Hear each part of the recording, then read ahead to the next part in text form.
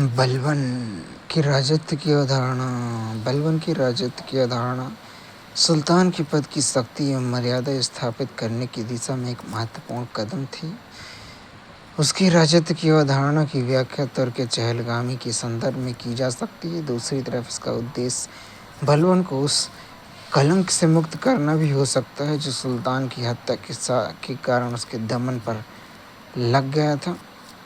सुल्तान के पद को स्थापित करने के लिए उसने इस्लाम के कुछ मूलभूत सिद्धांतों से समझौता किया तथा ईरानी राजतंत्र के मॉडल को अपनाया। उसने राजत्व को नियामत खुदाई कहा एवं स्वयं जिल्ल इलाही की उपाधि ली। उसने अपने को ईरानी योद्धा अफरासियाब का वंशज घोषित किया तथा उसने अपने दरबार में सिजदा एवं पैबोस की पद्धति लागू की। उसने अमीर हाजिब नामक अधिकारी के माध्यम से अमीरों के आचरण को नियंत्रित किया।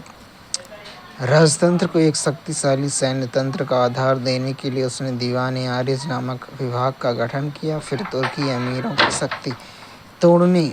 शक्ति को तोड़ने के लिए उसने दोहरी नीति अपनाई। एक तरफ उसने अधिकारों में कटौती की तो दूसरी तरफ तुर्की नस्लवाद पर बल देकर अपने को तुर्की अमीरों का रक्षक घोषित कर दिया। वह अपने कठोर राजतंत्र के लिए सामान्य लोगों की सदिच्छा भी प्राप्त करना चाहता था। यही वजह है कि उसने सक्षम न्याय व्यवस्था पर बल दिया। इस प्रकार बलबन ने फ्रांस के शासक लुई 14वें की तरह राजतंत्र को एक गंभीर पेशा बनाया। उसने राजतंत्र का वह मॉडल स्थापित किया जो परवर्ती काल के शासकों को भी संदर्भित करता रहा है। आकर्षित करता रहा है। खिलजी साम्राज्यवाद की निम्नलिखित विशेषताएं होती हैं। क्षेत्रीय विस्तार, राजनीतिक एवं आर्थिक गतिविधियों में तीव्र वृद्धि और प्रशासन का केंद्रीकरण। सल्तनत काल में अलाउद्दीन खिलजी का शासन मील का पत्थर है। इसी काल में मुस्लिम राज अधिक संगठित, केंद्रीकृत और शक्तिशाली हुआ। अलाउद्दीन का शासन केंद्राभिसारी सेंट्रिपिटल शक्तियों की विजय थी। बलबन के समय प्रशासनिक संगठन की जो प्रक्रिया शुरू हुई थी, अलाउद्दीन खिलजी के समय वह पराकाष्ठा पर पहुंच गई। अलाउद्दीन की साम्राज्यवादी नीतियां उन सामाजिक आर्थिक संरचना की पृष्ठभूमि में समझी जानी चाहिए जो अलाउद्दीन खिलजी के पूर्व प्रचलित थी। क्षेत्रीयतावाद और विकेंद्रीकरण सामंतवादी व्यवस्था की विशेषता होती है। राजपूत काल में सामंतवादी ढांचा ही स्थापित है जिसमें केंद्रीय शक्ति गौण थी। तुर्कों के आगमन के पश्चात इक्तदारी पद्धति का प्रचलन हुआ, किंतु आगे ऐसा देखा गया कि इक्तदारी पद्धति में भी केंद्रीकरण की अधिक प्रवृत्ति नहीं थी। बहुत सारे इक्तदार व्यवहार में स्वतंत्र थे। इक्तदारी पद्धति में भी वंशानुगत तत्व प्रबल हो गया। अलाउद्दीन खिलजी ने इक्तदारी व्यवस्था को भंग नहीं किया, किंतु इसमें संशोधन करके इस व्यवस्था को अधिक सक्षम बनाया ताकि इक्तदार क्षेत्र विशेष में अपने हित समूह न विकसित कर सके। अलाउद्दीन की कतिपय ऐसे सुधार किए जो उसकी साम्राज्यवादी नीतियों के अनुकूल थे, यथा कृषि सुधार, भू-राजस्व प्रशासन, सैनिक सुधार, बाजार नियंत्रण व्यवस्था आदि। उसके आक्रमण, विजय, विस्तार और संगठन की नीतियां साम्राज्यवादी व्यवस्था के लिए आवश्यक थीं। अलाउद्दीन ने तुर्की राज्य व्यवस्था के आधार को व्यापक बनाया और तुर्की विशेषाधिकार पर चोट की। प्रशासन में गैर तुर्कों को भी शामिल किया जाने लगा। प्रशासनिक दक्षता बनाने के लिए उसने उमरा और उलेमा वर्ग को नियंत्रित करने की कोशिश की। सबसे पहले अलाउद्दीन खिलजी को धोखा देने वाले अमीरों को महत्वपूर्ण पदों से निष्कासित कर दिया। 1299 में जालौर में कुछ सैनिकों ने विद्रोह किया। फिर अकतखा, उमराह और मंजूखा का विद्रोह हुआ। फिर 1300 से 1301 में वाली घटना हुई। अब अलाउद्दीन इस निष्कर्ष पर पहुंचा कि व्यवस्था की जड़ में कुछ गड़बड़ी है। उसने शराब के सेवन पर पाबंदी लगा दी। उसने उम्रा वर्ग को नियंत्रित करने के लिए उनके समारोह एवं वैवाहिक संबंधों पर भी नियंत्रण कायम किए। उसने धन के अधिकेंद्रीकरण को रोकने की कोशिश की और संभवतः उसका प्रयास सफल भी रहा। साम्राज्यवादी नीतियों के कार्यान्वयन के लिए राजकीय कोष में अत्यधिक धन की आवश्यकता थी। भू-राजस्व प्रशासन में सुधार के द्वारा अलाउद्दीन ने राज्य के लिए अधिक उत्पादन निषेध सुरक्षित करने की कोशिश की। साथ ही उसने समाज के कुछ प्रभावशाली वर्ग को भी उत्पादन निषेध से वंचित करने की कोशिश की। भू-राजस्व वसूली में मध्यस्थों की भूमिका सीमित कर उसने अनुलाभ समाप्त कर दिए गए या फिर सीमित कर दी गई। उसने वफ़ मिल्क और इनाम की भूमि को खालिसा भूमि में तब्दील कर दिया। उसने भूमि की माप कराई और भू-राजस्व की राशि कुल उत्पादन का 50% निर्धारित कर दी। इसके अतिरिक्त गढ़ी और चराई कर भी लिया जाने लगा। इस तरह अतिरिक्त धन की समस्या को पूरा किया गया। लेकिन जैसा कि यूएनडे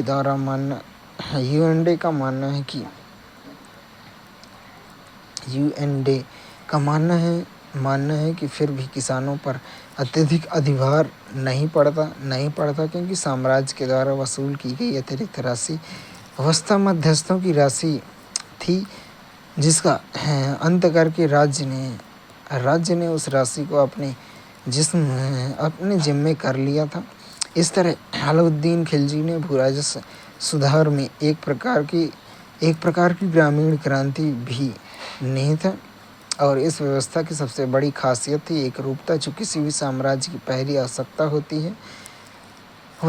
प्रथम बार भारतीय ग्रामीण अर्थव्यवस्था में तुर्की शासन व्यवस्था का प्रभाव महसूस किया। जैसा कि इरफान हबीब मानते हैं ग्रामीण उत्पादन के अधिशेष भू-राजस्व व्यवस्था के माध्यम से शहरी केंद्रों को सुनिश्चित किया जाने लगा। इसी का परिणाम हुआ एक शक्तिशाली सैन्य तंत्र की स्थापना। अलाउद्दीन ने सैनिक सुधार कर उसे साम्राज्यवादी आवश्यकताओं के अनुकूल बनाया। अलाउद्दीन खिलजी से पूर्व सैनिकों को जागीर प्रदान की जाती थी। इससे सैनिकों की दक्षता में कमी आई। इसका चरित्र भी क्षेत्रीय हो गया था। अलाउद्दीन ने इस स्थिति को परिवर्तित कर दिया। अलाउद्दीन खिलजी ने स्थायी सेना का निर्माण और नगद वेतन प्रणाली प्रारंभ की। सैनिक व्यवस्था की आवश्यकताओं को देखते हुए अलाउद्दीन ने बाजार नियंत्रण व्यवस्था को जन्म दिया ताकि तत्कालिक वैतनिक सुविधाओं के अंतर्गत एक सैनिक उच्चतर जीवन जी सकें। इस तरह उनकी बाजार नियंत्रण नीति भी उनके साम्राज्यवादी आवश्यकताओं के अनुकूल थी। किसी भी साम्राज्य की पहली आवश्यकता होती है बाह्य आक्रमण से सुरक्षा, और उस समय दिल्ली सल्तनत को सबसे अधिक मंगोल आक्रमण का खतरा था। 1305-6 में अली बेग के नेतृत्व में और 1306-7 में इकबाल मुद्दगीर के अधीन मंगोल आक्रमण हुए। अलाउद्दीन खिलजी इस दर्शन में विश्वास करता था कि आक्रमण बचाव की सबसे अच्छी नीति है। बाह्य आक्रमण से साम्राज्य को सुरक्षित करने के पश्चात अलाउद्दीन ने साम्राज्यवादी विस्तार की नीति आरंभ की। जैसा कि निज़ामी का मत है कि उत्तर भारत की राजपूत राज्यों के संबंध में अलाउद्दीन ने किसी भी मौलिक नीति को नहीं अपनाया। यह दक्षिण अभियान से पूर्व उत्तरी भारत के राजाओं को नियंत्रित करना चाहता था। सबसे पहले उसने मुल्तान को जीता, फिर 1299 में गुजरात के शासक रायकरण बघेल को पराजित करके गुजरात पर कब्जा कर लिया। 1301 में उसने रणथंभौर को जीता। रणथंभौर का चौहान शासक हमीर देव पराजित हुआ। रणथंभौर पर अलाउद्दीन का नियंत्रण हो गया। 1303 में उसने चित्तौड़ के शासक रतन सेन को पराजित कर चित्तौड़ पर कब्जा कर लिया। 1305 में उसने मालवा पर हमला कर वहाँ के शासक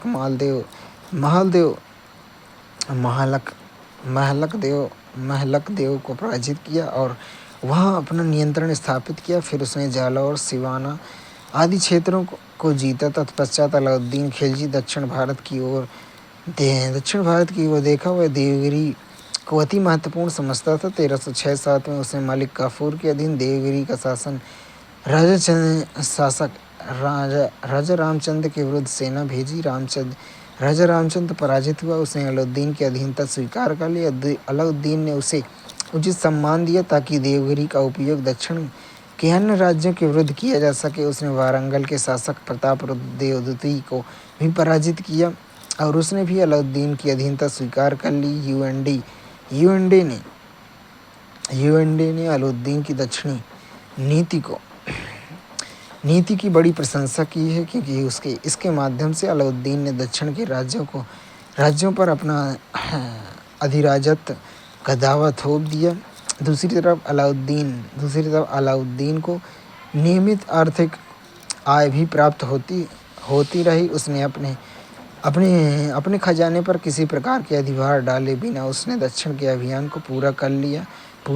1311 में अलाउद्दीन ने काफूर के नेतृत्व में एक सेना द्वारा समुद्र और मावार के विरुद्ध भेजी। इन दोनों स्थलों पर भी मुस्लिम सेना को अप्रत्याशित सफलता मिली। अलाउद्दीन के द्वारा काफूर को लिखे पत्र से यह ज्ञात होता है कि उसकी मुख्य चिंता दक्षिण के नियमित आय की प्राप्ति थी जो उसकी साम्राज्यवादी मनोवृत्ति के अनुकूल पड़ती थी।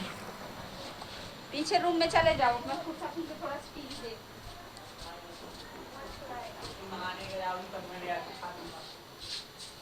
तो तुम क्या सोचते हो? मैं तुम्हारे से पहले ही तुम्हारे जाने के बाद ही नहाने लेने जाऊंगा ना। तुम देना बस ना, खेलना बस, सोचे रहना। तो क्या इसमें क्या, तुम कई बार ऐसा कर चुके हो, समोसा ला के अकेले खा चुके हो। अलाउद्दीन ने अपनी साम्राज्यवादी आवश्यकताओं को ध्यान में रखकर एक सुसंगठित गुप्तचर प्रणाली की स्थापना की। उसके समय स्थापित शांति व्यवस्था ने वाणिज्य व्यापार के विकास का मार्ग भी प्रशस्त किया।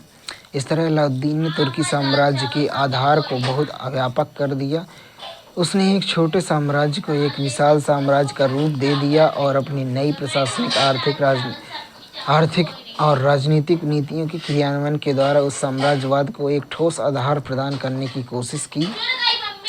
अलाउद्दीन खिलजी की साम्राज्यवादी नीति के प्रमुख लक्षण में सैनिक विजय, उत्तर दक्षिण के लिए अलग अलग नीति, राजत्व की नवीन अवधारणा, प्रशासनिक केंद्रीकरण, सशक्त सैन्य ढांचे का निर्माण और आर्थिक विनियंत्रण की नीति।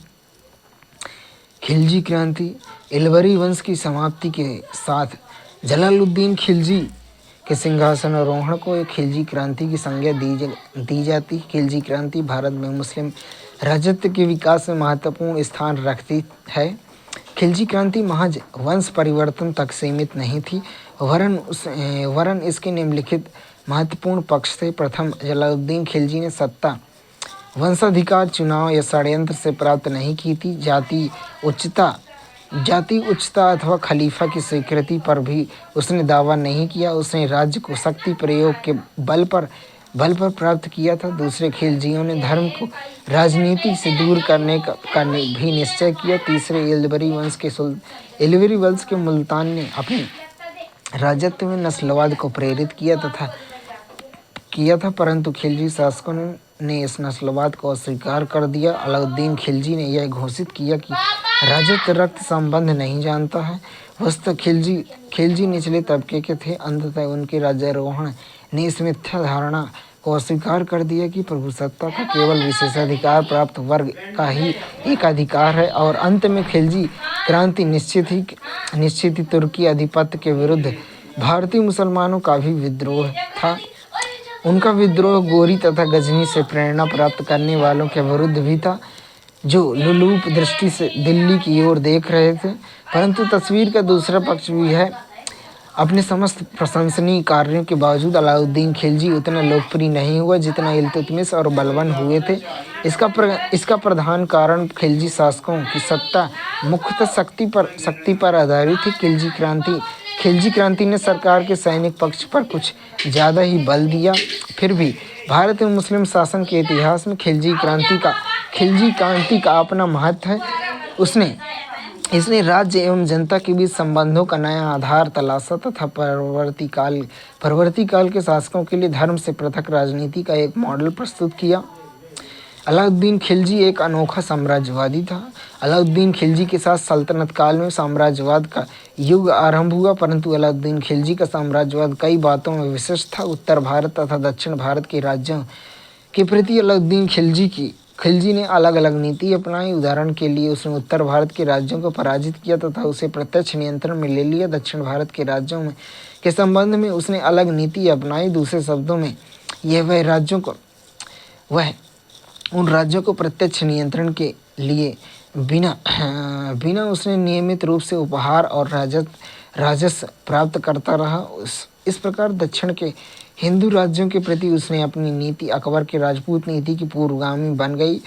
उसने देवगिरी के शासक रामचंद्र देव का सहयोग प्राप्त किया। दूसरी तरफ होयसल और काकतीय शासकों को पराजित करने के बाद भी उन्हें समाप्त नहीं किया, वरन अधीनस्थ शासक के रूप में बने रहने दिया। उसके साम्राज्यवाद का एक दूसरा पहलू है प्रशासनिक एवं आर्थिक विनियंत्रण। सबसे बढ़कर बाजार नियंत्रण व्यवस्था अलाउद्दीन खिलजी का एक विलक्षण प्रयोग था। अर्थशास्त्र के लेखक की तरह अलाउद्दीन खिलजी ने भी यह स्थापित करना चाहा कि राज्य का हित सर्वोपरि है। इस प्रकार अलाउद्दीन खिलजी एक अनोखा साम्राज्यवादी था। अलाउद्दीन खिलजी के साथ साम्राज्यवाद की परंपरा विकसित हुई, जो मोहम्मद बिन तुगलक के काल में अपनी पराकाष्ठा पर पहुंच गई। परंतु अलाउद्दीन खिलजी केवल अपने राजनीतिक प्रसार के लिए ही नहीं जाना जाता है, वरन अलाउद्दीन खिलजी का काल राजत्व की एक नवीन अवधारणा का विकास तथा प्रशासनिक एवं आर्थिक सुधारों के लिए भी जाना जाता है। एक दृष्टि से इन सुधारों ने ही अलाउद्दीन खिलजी के साम्राज्य निर्माण का आधार तैयार किया। अलाउद्दीन खिलजी ने जलालुद्दीन खिलजी को परोपकारिता की नीति को अस्वीकार कर दिया, परंतु उसने जलालुद्दीन खिलजी के द्वारा प्रतिपादित नस्लवाद विरोधी नीति को स्वीकार किया। अलाउद्दीन खिलजी ने स्पष्ट शब्दों में यह घोषित किया कि राजत्व रक्त संबंध नहीं जानता। दूसरी तरफ अलाउद्दीन खिलजी ने बलवन की भय की नीति को स्वीकार किया, परंतु साथ ही उसने बलवन की नस्लवाद की नीति को अस्वीकार कर दिया। अलाउद्दीन खिलजी ने धर्म से राजनीति को पृथक करने का उद्देश्य रखा। काजी मुकुरुद्दीन से वार्ता के क्रम में उसने इस तथ्य को स्पष्ट किया। उसने कहा कि मैं नहीं जानता कि क्या विधि सम्मत है और क्या विधि सम्मत नहीं है। मैं वही करता हूँ जो राज्य के हित में है। अलाउद्दीन खिलजी ने प्रचलित प्रशासनिक संरचना में अपनी साम्राज्यवादी हितों के अनुकूल नवीनीकरण कर उसने अमीरों पर अपेक्षाकृत अत्यधिक कड़े नियंत्रण स्थापित किए। अमीरों के आपसी मेल जोल एवं वैवाहिक संबंधों पर प्रतिबंध लगा दिया गया। अमीर हाजिब नामक अधिकारी उसकी गतिविधियों का सूक्ष्म निरीक्षण करता था। अलाउद्दीन खिलजी ने एक सक्षम गुप्तचर व्यवस्था के जरिए भी अमीरों की गतिविधियों पर अपनी नज़र बनाए रखी। अलाउद्दीन खिलजी ने प्रांतीय गवर्नर मुफ्ती या वली पर भी अपेक्षाकृत कड़े नियंत्रण स्थापित किए। उसने प्रांतीय मामलों में केंद्रीय नौकरशाही के हस्तक्षेप को बढ़ा दिया। उसने मुफ्तियों के आवधिक स्थानांतरण पर बल दिया ताकि वे निहित स्वार्थ के रूप में पैदा नहीं हो सकें। सबसे बढ़कर अलाउद्दीन खिलजी दिल्ली का प्रथम ऐसा सुल्तान था जिसने ग्रामीण क्षेत्रों में सल्तनत के नियंत्रण का विस्तार किया। अलाउद्दीन खिलजी से पूर्व दिल्ली के सुल्तानों का नियंत्रण केवल महत्वपूर्ण राजमार्गों एवं नगरीय क्षेत्रों पर था। अलाउद्दीन खिलजी ने ही सर्वप्रथम ग्रामीण क्षेत्रों पर नियंत्रण स्थापित किया। अलाउद्दीन खिलजी के भूराजस्व के सुधार को इसी क्रम के परिप्रेक्ष्य में समझा जाना चाहिए। अलाउद्दीन खिलजी के भूराजस्व सुधार के निम्न उद्देश्य थे। प्रथम, राजकीय आमदनी में वृद्धि तथा द्वितीय, मध्यस्थों को समाप्त कर कुछ हाथों में धन के संकेंद्रण को रोकना। अलाउद्दीन खिलजी के कई चरणों में भूराजस्व सुधार की प्रक्रिया को पूरा किया। प्रथम, उसने गंगा यमुना दोआब क्षेत्र में मिल्क वफ और इनाम की भूमि को खालिसा भूमि में तब्दील कर दिया, परंतु इसका अर्थ यह नहीं लगाया जाना चाहिए कि उसने सभी प्रकार की जागीरों को समाप्त कर दिया, क्योंकि उसके काल में भी कुछ अमीरों के पास जागीरें थीं। उदाहरण के लिए सहना या मंडी के पद पर नियुक्त अधिकारी मलिक काफूर के पास व्यक्तिगत जागीर थी। फिर भी इतना तो माना जा सकता है कि अलाउद्दीन खिलजी का मुख्य बल इन अमीरों को खालिसा भूमि में तब्दील करने का रहा। फिर उसने भूमि की पैमाइश कराई तथा खुद मुकद्दम चौधरी जैसे मध्यस्थों को समाप्त कर दिया। व्यापक तौर पर भूमि पैमाइश की पद्धति को अपनाने वाला मुस्लिम शासक अलाउद्दीन खिलजी ही था। बर्नी ने अलाउद्दीन खिलजी की पद्धति को मसाहत का नाम दिया। यद्यपि सीमित रूप में भूमि पैमाइश की पद्धति का प्रचलन अलाउद्दीन खिलजी से पूर्व भी रहा था, क्योंकि बर्नी कहता है कि उस काल में भूमि पैमाइश की पद्धति अज्ञात नहीं थी। अलाउद्दीन खिलजी ने ग्रामीण क्षेत्रों में मध्यस्थों को समाप्त कर दिया। इन मध्यस्थों की पहचान बर्नी ने खुद मुकद्दम और चौधरी के रूप में की है। ये मध्यस्थ कई प्रकार से लाभ प्राप्त करते थे। प्रथम ये अपनी सेवा के बदले राज्य में हुकूक एक खेती प्राप्त करते थे। उसी तरह किसानों से भी उत्पादन का एक अंश किस्मत खोती के रूप में प्राप्त करते थे। इसके अतिरिक्त वे अपनी निजी भूमि का उपयोग कर मुक्त ढंग से करते थे। अंततः वे काफ़ी समृद्ध हो गए थे। बर्नी कहता है कि वे बेशकीमती वस्त्र पहनते थे, अरबी घोड़े पर चलते थे तथा पान खाते थे। अंततः अलाउद्दीन खिलजी की भूराजस्व व्यवस्था सुधार में वे अवश्य दुष्प्रभावित हुए होंगे। अलाउद्दीन खिलजी ने हुकूक की खेती और किस्मत खोती को समाप्त कर दिया। इसके अतिरिक्त इसने उनकी निजी भूमि की पैमाइश कराकर उस पर भू राजस्व का निर्धारण कर दिया। अतः बर्नी कहता है कि अब ना तो वे अरबी घोड़े पर चल सकते थे और ना ही पान खा सकते थे, और अब उनकी घर की स्त्रियां मुसलमानों के घर काम करने जाया करती थी। परंतु यह बर्नी का अतिशयोक्तिपूर्ण वर्णन है। उसकी दशा इस हद तक खराब नहीं हुई होगी, क्योंकि अभी भी गांव के सबसे अच्छी भूमि उन्हीं के नियंत्रण में थी। अलाउद्दीन खिलजी ने भूराजस्व व्यवस्था की दर कुल उत्पादन का 50% निर्धारित कर दी। इसके अतिरिक्त किसानों पर घरी एवं चरी कर भी लगाए गए। यह कर मध्यस्थों को भी देने थे। इस तरह अलाउद्दीन खिलजी के भूराजस्व निर्धारण की दर को सर्वाधिक माना जाता है, परंतु सूक्ष्म दृष्टि से मूल्यांकन करने पर यह ज्ञात होता है कि अलाउद्दीन खिलजी की दर को सर्वाधिक मानना उचित नहीं है, क्योंकि अलाउद्दीन खिलजी के पूर्व अन्य सुल्तानों के समय भूराजस्व की दर क्या रही थी, उसका निश्चित आंकड़ा हमारे पास उपलब्ध नहीं है। दूसरी तरफ तुर्कों से पूर्व राजपूत शासकों के द्वारा भी भूराजस्व की राशि क्या निश्चित की गई थी, यह भी स्पष्ट नहीं है। धर्मशास्त्र जैसे ग्रंथों में भूराजस्व की राशि कुल उत्पादन के 1/6 से 1/4 भाग तक निश्चित की गई, परंतु आपातकालीन स्थिति में किसानों से आधी राशि ही भूराजस्व के रूप में प्राप्त की जा सकती थी। इसके अतिरिक्त पूर्व मध्यकालीन साहित्य में भाग, भोग, कर जैसी शब्दावली का प्रयोग हुआ है। भाग का अर्थ है भूराजस्व, भोग का अर्थ है अतिरिक्त राजस्व एवं कर का अर्थ है शुल्क।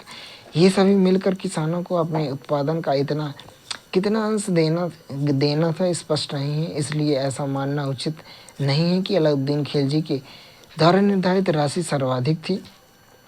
दूसरी तरफ बर्नी के इस कथन को भी स्वीकार करना कठिन है कि अलाउद्दीन खिलजी की भूराजस्व नीति का उद्देश्य अकाबिया धनी कर बोझ जुआफा गरीब पर नहीं पड़ते। बर्नी ने अलाउद्दीन खिलजी की भूराजस्व नीति को गरीब बनाम अमीर का नाम दिया है। इसी आधार पर कुछ आधुनिक इतिहासकारों ने अलाउद्दीन खिलजी के सुधारों को ग्रामीण क्रांति की संज्ञा दी है, परंतु सूक्ष्म दृष्टि से मूल्यांकन करने पर अलाउद्दीन खिलजी के भूराजस्व सुधार की सीमाएं स्पष्ट हो जाती हैं। प्रथमतः ग्रामीण क्षेत्रों में मध्यस्थों की स्थिति के बावजूद भी मजबूत बनी रही, क्योंकि अभी भी गांव की बेहतर भूमि इन मध्यस्थों के नियंत्रण में थी।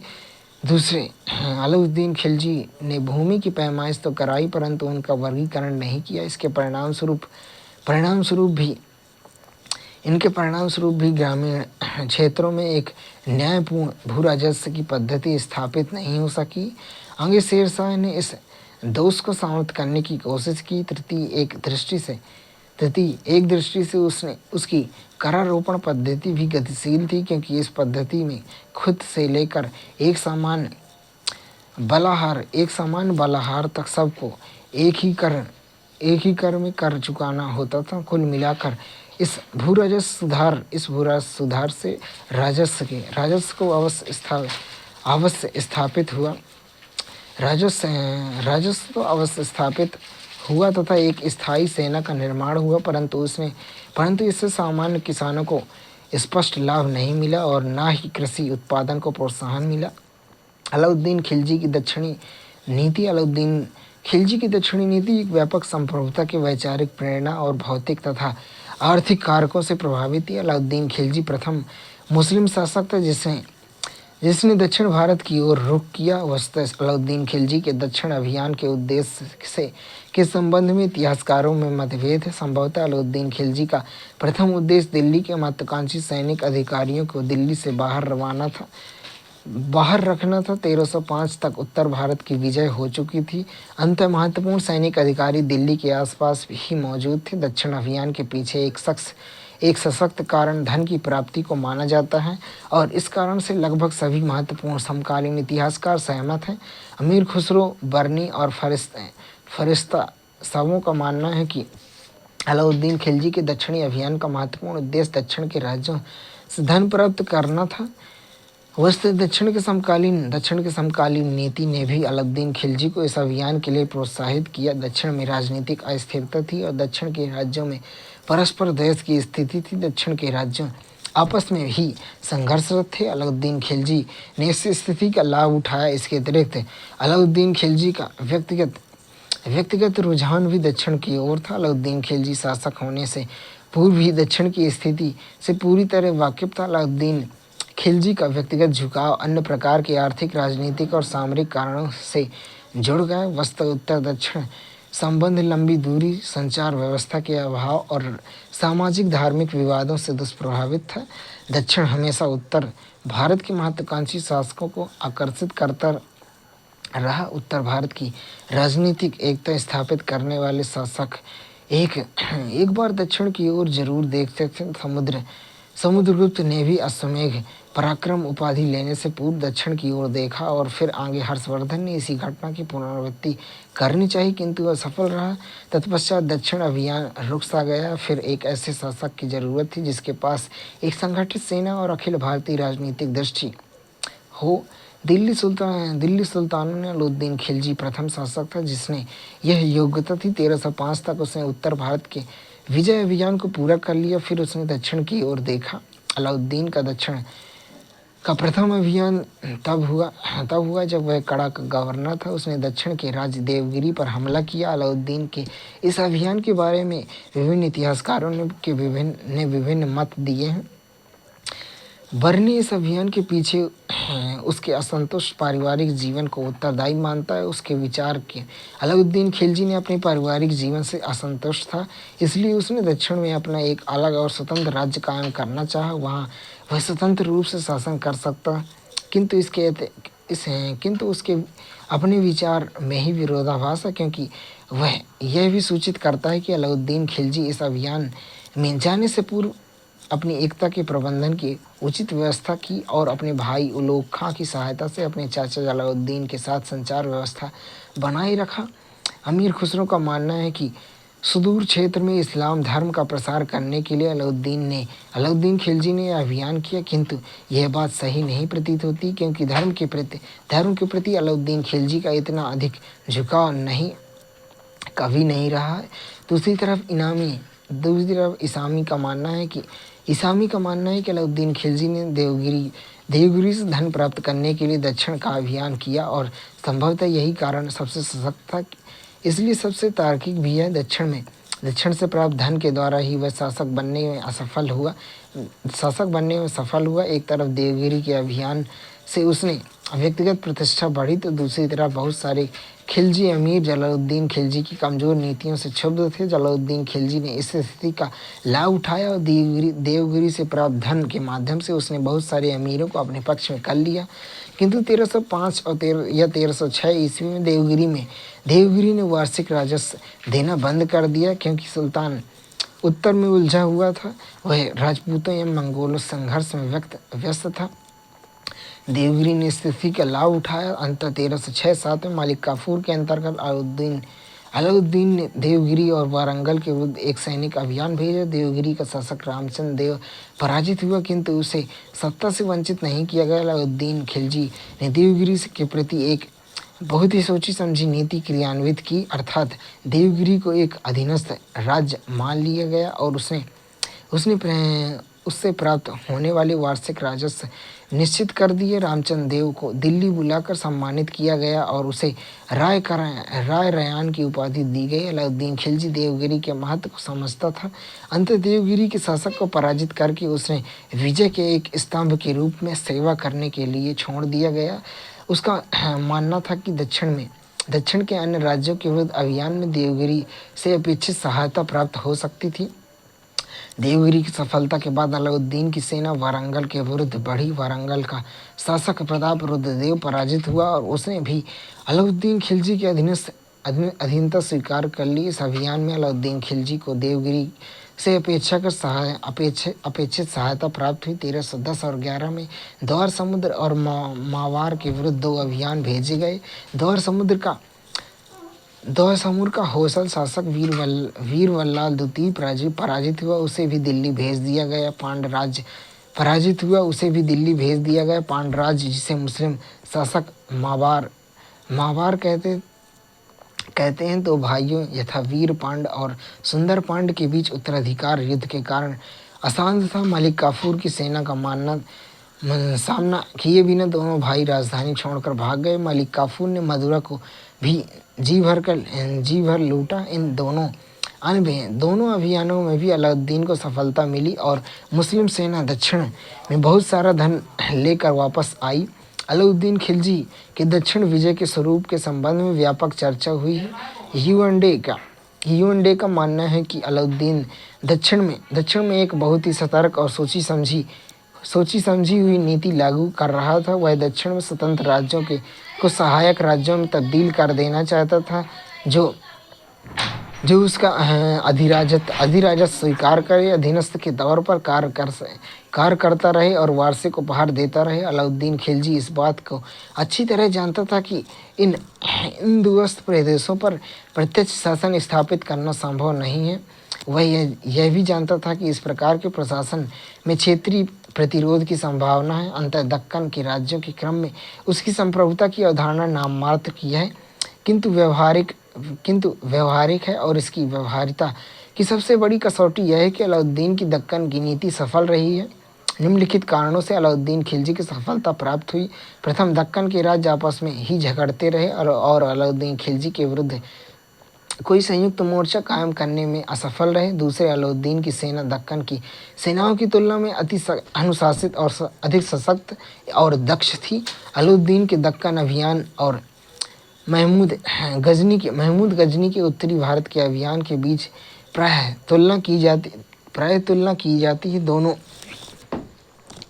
दोनों अभियानों का उद्देश्य अधिकतम धन की प्राप्ति था। दोनों अभियानों में क्षेत्रीय विस्तार को तिलांजलि दी गई। महमूद गजनी ने इन अभियानों को जिहाद का नाम दिया था, किंतु वास्तव में उसने जमा राशि को प्राप्त करने के लिए मंदिरों को तोड़ा था। और उसी तरह अलाउद्दीन खिलजी के दक्षिण अभियान में भी मस्जिदों का निर्माण हुआ, किंतु ये मस्जिदें धार्मिक भावना से प्रेरित होकर नहीं बनाई गई, वरन विजय की भावना से प्रेरित होकर बनाई गई थी। इस प्रकार हम देखते हैं कि अलाउद्दीन खिलजी की दक्कन नीति सोची समझी हुई और व्यवहारिक थी। अलाउद्दीन खिलजी प्रशासनिक संगठन। अलाउद्दीन के काल में दिल्ली सल्तनत के प्रशासनिक व्यवस्था में एक प्रकार का स्थायित्व आया। वस्तुतः अलाउद्दीन के शासन के साथ ही दिल्ली सल्तनत के साम्राज्यवादी चरण प्रारंभ हुआ। अलाउद्दीन ने आंतरिक विद्रोहों और मंगोल आक्रमण के खतरे को ध्यान में रखकर बहुत सारे प्रशासनिक सुधार किए। अलाउद्दीन दिल्ली सुल्तानों प्रथम ऐसा सुल्तान था जिसने समय की आवश्यकता को पूरी तरह समझा। उसने राजत्व के संबंध में एक विशिष्ट अवधारणा प्रस्तुत की। उसने स्पष्ट रूप से यह घोषणा की कि राजस रक्त संबंध नहीं जानता। उसने एक ऐसे राज्य की परिकल्पना की की और एक ऐसे राज्य के लिए कार्य किया जो उलेमा की सत्ता से मुक्त हो, शक्तिशाली कुलीन वर्ग से प्रभावित हो और हिंदू राय रावत और चौधरी की चुनौती से स्वतंत्र हो। अलाउद्दीन ने पहली बार एक मुस्लिम राज्य को कुछ धर्मनिरपेक्ष नीतियों संचालित किया। एस.आर. शर्मा आर.एस. शर्मा का मानना है कि भले ही यह प्रशासन का धर्मनिरपेक्ष एस.आर. शर्मा का मानना है कि भले ही प्रशासन का धर्मनिरपेक्षीकरण नहीं था, किंतु मुल्लाओं को प्रशासन से पृथक रखा गया। वस्तुतः मुस्लिम भारत में अल्पसंख्यक थे और सदा अल्पसंख्यक ही बने रहे। दूसरे मुसलमानों को कृषि, प्रशासन, वाणिज्य में कोई विशेष दिलचस्पी नहीं थी। अंततः किसी भी साम्राज्यवादी शासक के लिए धर्मनिरपेक्ष नीति पर बल देना आवश्यक था। अलाउद्दीन ने इन्हीं नीतियों पर बल दिया। आगे अकबर ने भी अपने साम्राज्यवादी नीतियों के कार्यान्वयन में हिंदुओं के प्रति विशिष्ट नीति रखी। अलाउद्दीन की प्रशासनिक नीतियों ने उसकी भूराजस्व नीति प्रमुख थी। इस नीति के अनुसार जहां उसने एक तरफ राजकीय आय को सर्वविदित करने की कोशिश की, वहीं दूसरी ओर कुलीन वर्ग को नियंत्रित करना चाहा। भूराजस्व सुधार के द्वारा उसने कुलीनों को व्यक्तिगत संपत्ति पर भी हमला किया। कृषि अधिशेष के हस्तांतरण में एकता व्यवस्था की महत्वपूर्ण भूमिका थी। इसी के द्वारा कृषि अधिशेष राजकीय खजाने में पहुंचाए जाते थे। अलाउद्दीन ने एकता व्यवस्था को बने रहने दिया। वस्तुतः इस व्यवस्था में उसने कुछ सुधार किए। इन सुधारों में सबसे महत्वपूर्ण बात यह थी कि एकता में अब सुल्तान का हस्तक्षेप बढ़ गया। साथ ही एकता प्रबंधन में केंद्रीय अधिकारियों का भी हस्तक्षेप बढ़ने लगा। दूसरे अलाउद्दीन ने गंगा यमुना दाम में एकता का अंत कर दिया और उन क्षेत्रों को खालिसा क्षेत्र में शामिल कर दिया गया। अलाउद्दीन प्रथम दिल्ली सुल्तान था जिसने नौकरशाही के उत्तरदायित्व के सिद्धांत को लागू किया। अलाउद्दीन ने न्यायिक व्यवस्था के सुधार के लिए भी कार्य किए। उसने सबों के लिए न्याय उपलब्ध करवाया। फरिश्ता का मानना है कि अलाउद्दीन की न्यायिक व्यवस्था इतनी सक्षम थी कि चोरी और डकैती जैसे अपराध का नाम अब नहीं सुना जाता था। अलाउद्दीन के सैनिक सुधार बहुत महत्वपूर्ण हैं। वह मंगोल आक्रमण से रक्षा के लिए और साम्राज्यवादी विस्तार के लिए एक सक्षम सैन्य प्रणाली की स्थापना की। अलाउद्दीन ने सैनिकों को दिए गए जागीरों का अंत कर दिया और उसे जगह जगह वेतन देना नगद वेतन देना प्रारंभ किया। दूसरे उसने सैन्य विभाग की सक्षमता बनाए रखने के लिए हुलिया और दाग प्रणाली का प्रचलन प्रारंभ किया। अपनी प्रशासनिक नीतियों के क्रियान्वयन के निरीक्षण के लिए उसने एक सुसंगठित गुप्तचर प्रणाली स्थापित की। साम्राज्य के गुप्तचर बरीद कहलाते थे। उसके अतिरिक्त सुल्तान ने कुछ निजी गुप्तचर भी थे जो सुल्तान को विविध प्रशासनिक सूचनाओं से अवगत कराते थे। अलाउद्दीन खिलजी अपनी तमाम विलक्षणताओं के बावजूद एक क्रूर शासक भी था। वह अपने सुधारों के क्रम में कुछ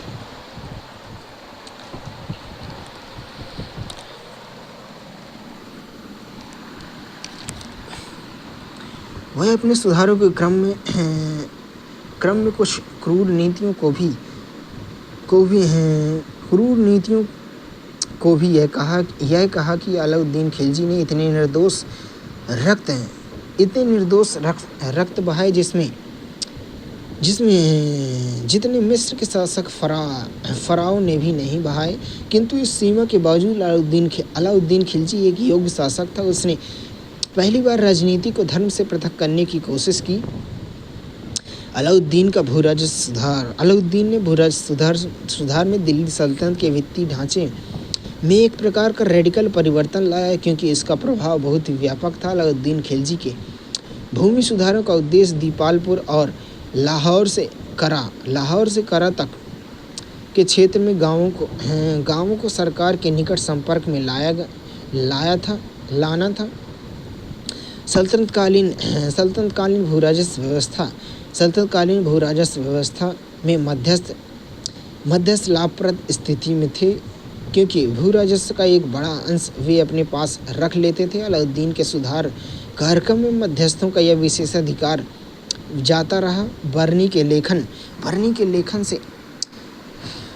लेखन से अलाउद्दीन खिलजी के भू राजस्व सुधार पर प्रकाश पड़ता है। अपने भू राजस्व सुधार के प्रथम चरण में उसने सभी प्रकार की भूमि अनुदान को यथा मिल्क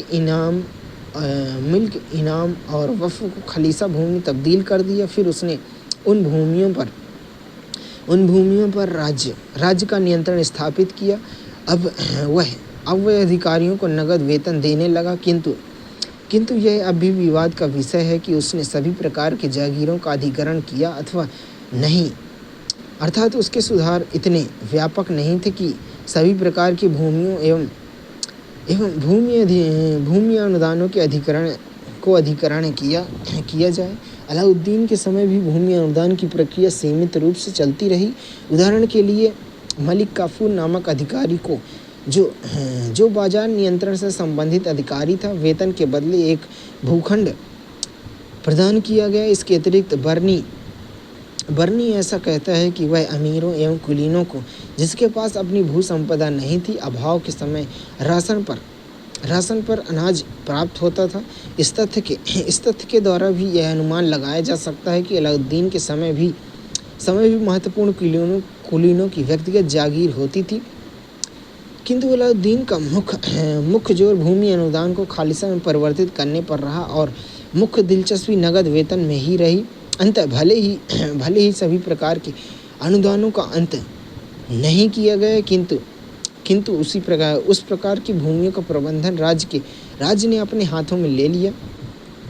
इस सुधार के कुछ महत्वपूर्ण परिणाम हुए। प्रथमतः राज्य की आमदनी में वृद्धि हुई। दूसरे, राज्य के खजाने में इतना धन आने लगा कि वह एक सुसंगठित सैनिक ढांचा स्थापित किया जा सके। स्वाभाविक रूप से केंद्रीय शासक की सैनिक निर्भरता प्रांतीय गवर्नर से कम हो गई। अब केंद्रीय शासन के अंतर्गत इस प्रकार का सैनिक संगठन विकसित करना संभव हो सका जिसमें एक रूपता थी। मुक्तियों के सैनिकों की तरह विविधता नहीं। तीसरे, इसका स्वाभाविक लाभ हुआ कि अब कुछ हाथों में धन का संकेंद्रण रुक गया। अंत जैसा कि अलाउद्दीन का मानना है कि साम्राज्य में अशांति पैदा करने वालों पर नियंत्रण किया जा सके। सुधार के दूसरे चरण में अलाउद्दीन ने भूमि की माप कराई। वह प्रथम मुस्लिम शासक था जिसे व्यापक रूप से भूमि की माप कराई। भूमाप का एक स्वाभाविक परिणाम हुआ कि अब खुद मुकद्दम चौधरी जैसे भू राजस्व के मध्यस्थ की जमीन पर भी कर लगा दिया। इसी चरण में अलाउद्दीन ने मध्यस्थों की भूमिका समाप्त कर दी, या तो फिर मध्यस्थों की भूमिका को सीमित कर दिया। बदले में सरकारी अधिकारियों की नियुक्ति पर बल दिया गया। फिर अलाउद्दीन ने भूमि पर भू राजस्व का निर्धारण करवाया, तो जो सल्तनत काल में अधिकतम था। भू राजस्व की राशि कुल राजस्व का 50% निर्धारित कर दी गई। भू राजस्व के निर्धारण में किसी क्षेत्र विशेष के औसत उत्पादन को आधार बनाया गया। भूमि पैमाइश में विश्व को एक इकाई बनाया गया। भू राजस्व की राशि सभी स्थितियों में चुकाई जानी थी। यह बटाई से इस बात से भिन्न थी कि फसल को नष्ट होने के बावजूद भी किसानों को निश्चित राशि चुकानी पड़ती थी। इससे 3 प्रकार के लाभ हुए हैं। राजकीय आय में स्थायित्व आया। दूसरे, अब भू राजस्व की वसूली में भ्रष्टाचार की गुंजाइश कम हो गई।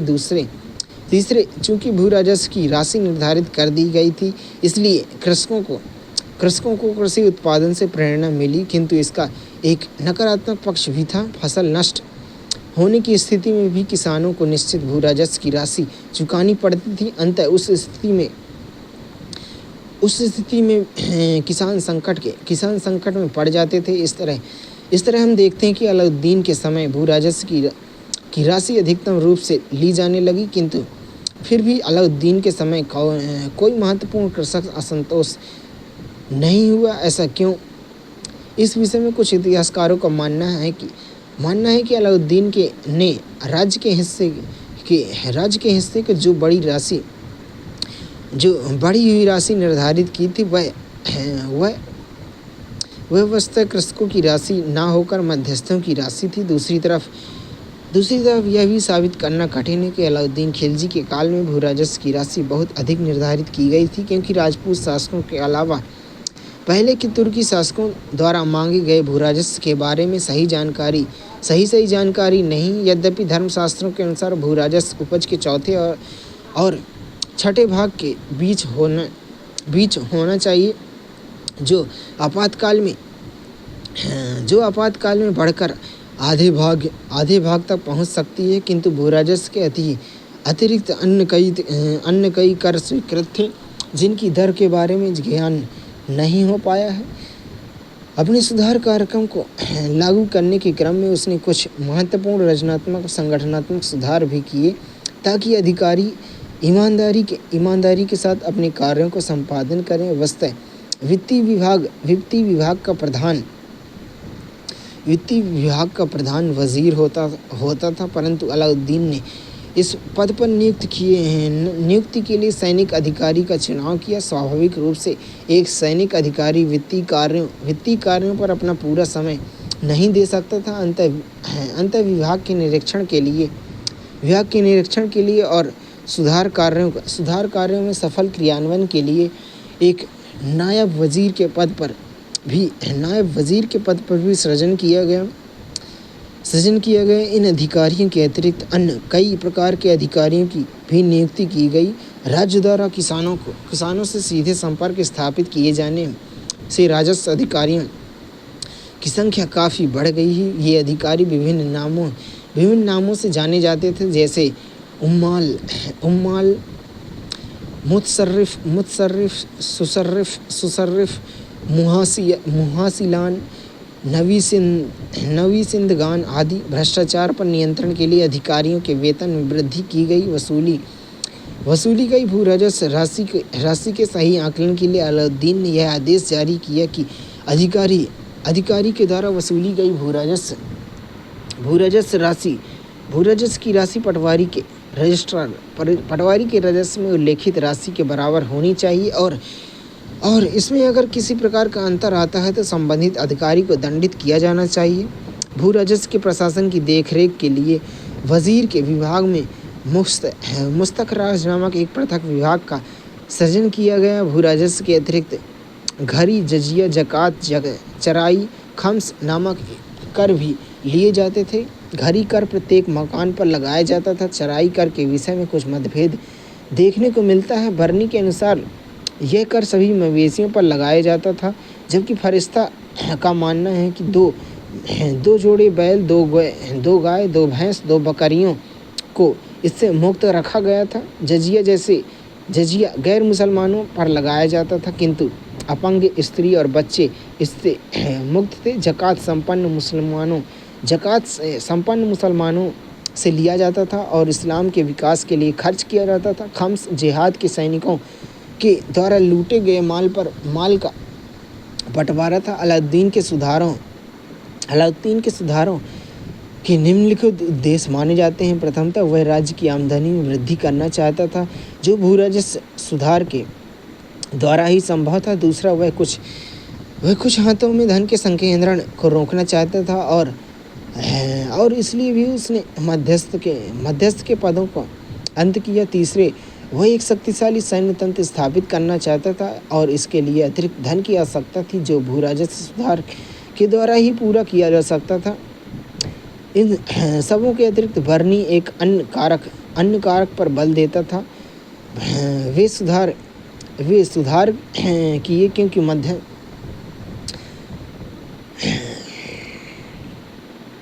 बर्नी का मानना है कि अलाउद्दीन ने हिंदुओं को दंडित करने के लिए भूराजस्व पद्धति में सुधार किए, क्योंकि मध्यस्थ हिंदू थे। अंततः वही इस पद्धति में सबसे अधिक लाभान्वित थे। किंतु यह विचार सही और तर्कसंगत नहीं है। अलाउद्दीन के भूराजस्व सुधार आवश्यक रूप में उसके बाजार नियंत्रण नीति से जुड़े हुए थे, और एक की सफलता पर ही दूसरे की सफलता निर्भर थी, क्योंकि राज्य अनाजों में कर लेता था। यद्यपि अलाउद्दीन का बाजार नियंत्रण व्यवस्था उनकी मृत्यु के बाद समाप्त हो गई, किंतु भूराजस्व पद्धति आगे भी चलती रही। अलाउद्दीन की भूराजस्व पद्धति को आगे शेरशाह और अकबर की भूराजस्व पद्धति का मॉडल बनी। शेरशाह और अलाउद्दीन की भूराजस्व पद्धति। शेरशाह की भूराजस्व पद्धति में 3 उद्देश्य थे: उत्पादन वृद्धि, रैयतों की सुधार, राज्य की आय में वृद्धि। अलाउद्दीन खिलजी की भूराजस्व पद्धति में 2 उद्देश्य थे: राज्य की आय में वृद्धि और मध्यस्थों का दमन। अलाउद्दीन खिलजी दिल्ली सल्तनत का प्रथम सुल्तान था जिसने भूमि की पैमाइश कराई। अलाउद्दीन खिलजी की पद्धति मसाहत पद्धति कही जाती है। शेरशाह ने भी भूमि पैमाइश कराई और उसकी पद्धति जब्ती पद्धति कही जाती है। अलाउद्दीन खिलजी ने मध्यस्थ वर्ग के अर्थात खुद मुकद्दम चौधरी के विरुद्ध दमनात्मक कार्रवाई प्रारंभ की। शेरशाह ने रैयत से प्रत्यक्ष संपर्क स्थापित किया, किंतु जमींदार वर्ग का दमन नहीं किया। शेरशाह अलाउद्दीन खिलजी के प्रयोगों से भली भांति परिचित था। वह इस बात से अच्छी तरह जानता था कि जमींदार वर्ग को तिरस्कृत करने की स्थिति में उसका प्रयोग असफल हो सकता है, जैसा कि अलाउद्दीन खिलजी के समय हुआ। दूसरी बात, शेरशाह ने जब्ती प्रणाली संपूर्ण साम्राज्य में लागू नहीं की, जैसा कि हसन खां के दलाले शेरशाही से ज्ञात होता है कि शेरशाह के समय 3 प्रकार की भूराजस्व पद्धति प्रचलित थी। जब्ती प्रणाली के अतिरिक्त गल्ला बख्शी और मुक्ताई पद्धति भी प्रचलित रही। आगे उसने अधिकारी इस्लाम शाह के संपूर्ण साम्राज्य में जब्ती प्रणाली लागू करने की कोशिश की और उसने गल्ला बख्शी और मुक्ताई पद्धति का अंत कर दिया। यही वजह है कि इस्लाम शाह के शासनकाल में कुलीन वर्ग असंतुष्ट हो गया था। अलाउद्दीन खिलजी ने भूमि की माप कराई और भूराजस्व की राशि कुल उत्पादन का 50% निर्धारित कर दी। अलाउद्दीन खिलजी की पद्धति में भूमि की पैमाइश तो कराई गई, परंतु भूमि का स्थिरीकरण किए बिना एक समान कर से भूराजस्व का निर्धारण कर दिया गया। शेरशाह ने खिलजी के प्रयोगों से सबक सीखा। अंततः शेरशाह ने भूमि की पैमाइश करवाने के पश्चात भूमि का स्थिरीकरण भी किया, अर्थात भूमि 3 भागों में विभाजित किया: उत्तम, मध्यम, निम्न, तथा भूमि की उत्पादकता एवं फसलों के प्रकार को देखते हुए भूराजस्व की राशि निर्धारित की। शेरशाह ने महसूस किया कि अलाउद्दीन खिलजी की दर अधिकतम थी, जैसा कि कानूनगों और कुरैशी का मानना है कि शेरशाह ने भूराजस्व की राशि कुल उत्पादन का 1/4 निर्धारित की है, जबकि मोरलैंड और परमात्मा शरण का मानना है कि यह राशि कुल उत्पादन का 1/3 थी। अलाउद्दीन खिलजी ने भूराजस्व की एक निश्चित दर तालिका निश्चित नहीं की थी, किंतु शेरशाह ने एक दर तालिका बनवाई जिसे रय कहा जाता था, अर्थात सभी प्रकार के फसलों पर भूराजस्व की दर निश्चित कर दी थी जो प्रचलित मूल्य के अनुसार होती थी। शेरशाह ने निश्चित भूराजस्व के अतिरिक्त जरीबाना और मुहासिलाना नामक कर भी लगाया, जो भूमि की पैमाइश करने वाले अधिकारी और वसूल करने वाले अधिकारी के वेतन के रूप में दिया जाता था। यह कुल उत्पादन का क्रमशः 2.5% एवं 5% होता था।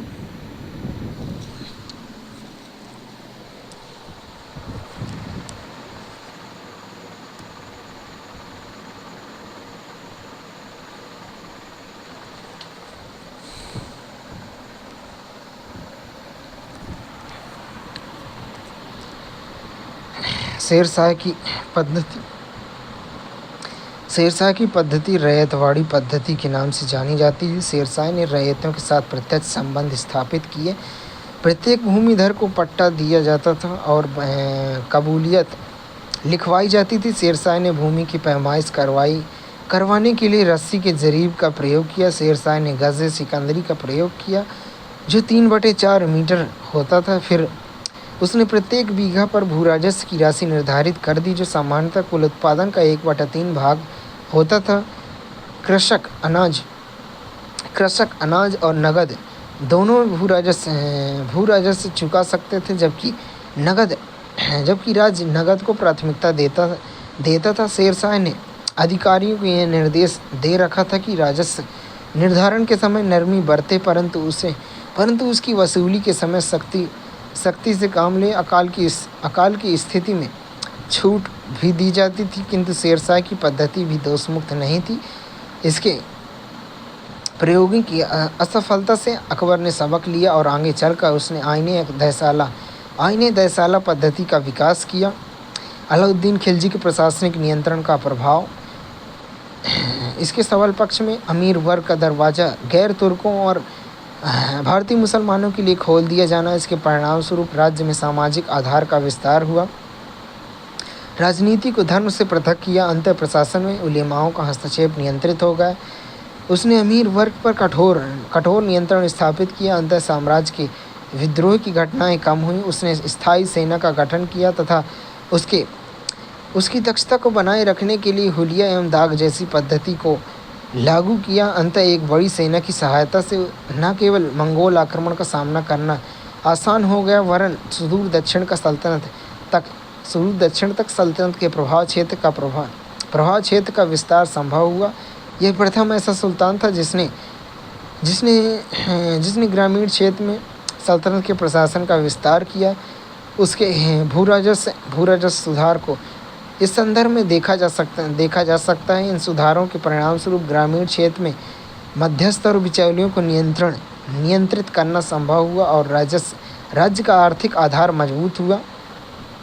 निर्बल पक्ष में उसने अपनी नीति के क्रियान्वयन के मध्य अत्यधिक क्रूरता का परिचय दिया। उसके विषय में यह कहा जाता है कि उसने इतने निर्दोष रक्त बहाए जितने मिस्र के फराओ शासकों ने भी नहीं बहाया। एक दृष्टि से उसकी सरकार एक मध्ययुगीन तानाशाही सरकार का मॉडल प्रस्तुत करती है। उसने अमीरों की शक्ति को इस तरह कुचल दिया कि जब मलिक काफूर ने उसके वैध उत्तराधिकारी को गद्दी से वंचित कर एक अल्पवयस्क बालक के माध्यम से सत्ता पर नियंत्रण स्थापित करने का प्रयास किया, तो कोई भी खिलजी अमीर उसके विरोध में खड़ा नहीं हुआ। उसके भू राजस्व सुधार का लाभ राज्य को मिला, किसानों को नहीं। किसानों पर पूर्ववत कर का अधिभार बना रहा। प्रश्न है कि अलाउद्दीन खिलजी के प्रशासनिक सुधारों के महत्व का परीक्षण करें। क्या वह उन उपायों को लागू करने में वास्तविक रूप से सफल रहा? अलाउद्दीन खिलजी एक अनोखा साम्राज्यवादी था। उसने साम्राज्यवाद पर बल न देकर सैनिक विजयों पर वरन प्रशासनिक केंद्रीकरण पर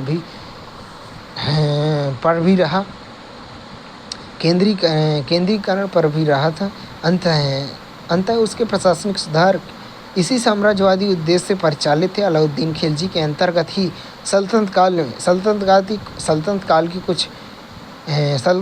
सल्तनत काल की कई महत्वपूर्ण संस्थाओं ने आकार ग्रहण किया। उदाहरण के लिए सैन्य व्यवस्था, भू राजस्व व्यवस्था आदि।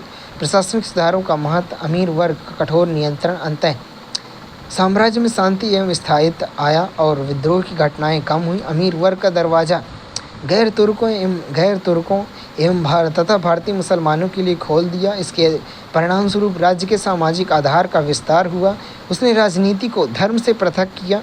अंततः राजनीतिक प्रशासनिक कार्यों में उलेमा वर्ग का हस्तक्षेप सीमित हो गया है। अलाउद्दीन खिलजी का यह मॉडल परवर्ती काल के शासकों के लिए भी प्रेरक रहा। उसने एकता प्रशासन में केंद्रीय अधिकारियों के हस्तक्षेप को बढ़ा दिया। अंततः प्रशासनिक केंद्रीकरण को बल मिला। उसने एक स्थायी सेना का गठन किया तथा नगद वेतन आरंभ किया। फिर सैन्य व्यवस्था की दक्षता को बनाए रखने के लिए हुलिया एवं दाग जैसी पद्धति भी लागू की। इसके परिणाम स्वरूप उसने न केवल सफलतापूर्वक मंगोल आक्रमण का सामना किया, वरन वह सुदूर दक्षिण तक दिल्ली सल्तनत के प्रभाव क्षेत्र का विस्तार कर सका। वह प्रथम ऐसा सुल्तान था जिसने ग्रामीण क्षेत्र में सल्तनत के प्रभाव का विस्तार किया। इस संदर्भ में वह उसके भू राजस्व सुधार को देख सकते हैं। इस सुधार के परिणाम स्वरूप राज्य का आर्थिक आधार मजबूत हुआ तथा राज्य एक सशक्त सैन्य व्यवस्था का निर्माण कर सका है। अलाउद्दीन के उपयुक्त सुधार